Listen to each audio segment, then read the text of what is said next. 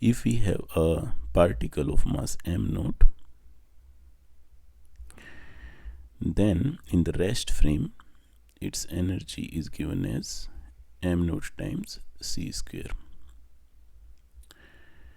If this particle starts moving with respect to rest frame, suppose this is our rest frame,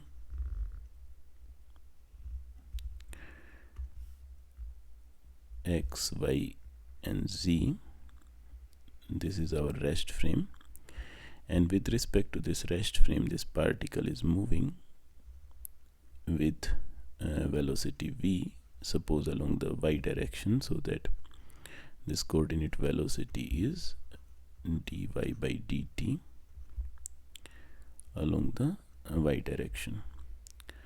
So if this particle is moving with respect to the rest frame, which is our inertial frame of reference, t, x, y, z is an inertial frame of reference, and with respect to this frame of reference this particle is moving with coordinate velocity v, then its absolute velocity is given as v coordinate velocity divided by 1 minus v square by c square square root. This is our absolute velocity, and the energy of this particle measured in the rest frame is given as m naught c square divided by square root of 1 minus v square by c square, where this factor square root of 1 minus v square by c square is the same factor which appears in the expression for the absolute velocity. Now this equation is valid for a massive particle whose energy is being measured in the rest frame, and with respect to the rest frame this particle is moving with speed v. However, for a massless particle this equation is not valid, because for a massless particle, first of all mass is 0, and secondly v square, which is the square of the velocity, is equal to c square, because a massless particle is always moving with respect to the always moving at the speed of light. A massless particle is never at rest. Therefore the factor in the denominator is also 0. Therefore this equation reduces for a massless particle. It becomes of the form 0 by 0. Hence it is not valid. For the case of massless particles, this equation becomes invalid.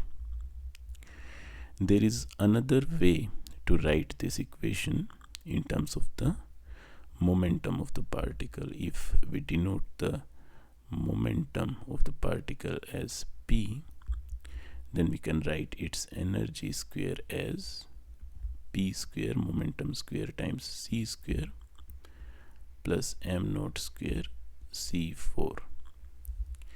And this equation is valid both for massless as well as massive particles.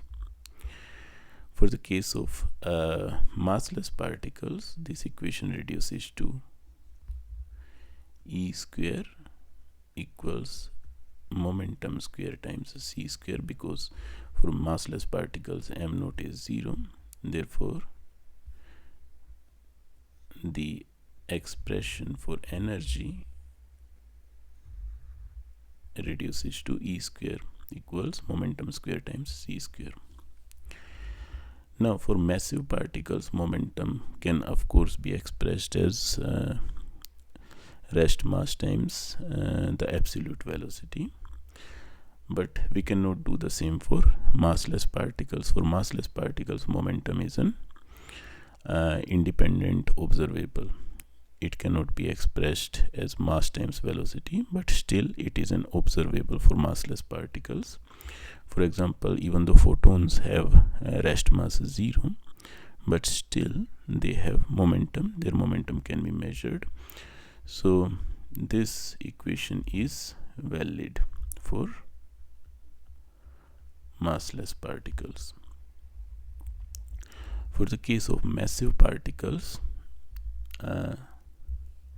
this equation is same as this equation here, and in order to see this,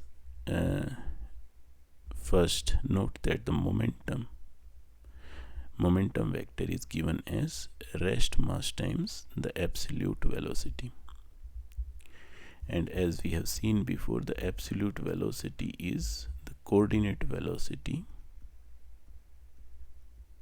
divided by square root of 1 minus v square by c square.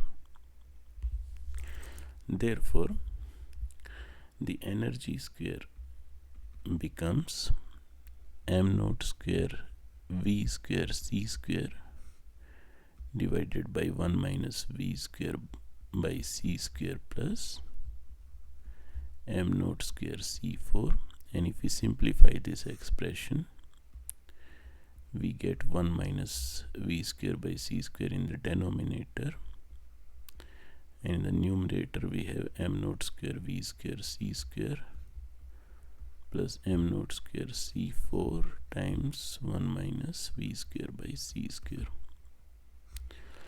This term cancels with the second term, therefore this becomes m naught square c4 divided by 1 minus v square by c square.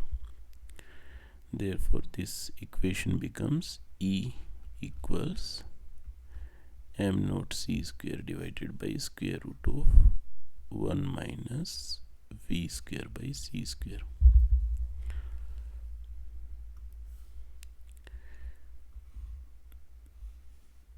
So this is the equation that this expression reduces to for the case of massive particles. And for the case of massless particles, this equation reduces to E square equals P square C square.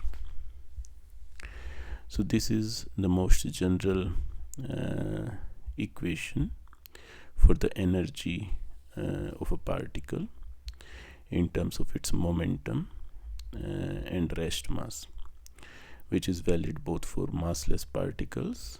When mass is 0, then this becomes E square equals P square times C square, and for massive particles this equation reduces to E equals m naught c square divided by 1 minus v square by c square.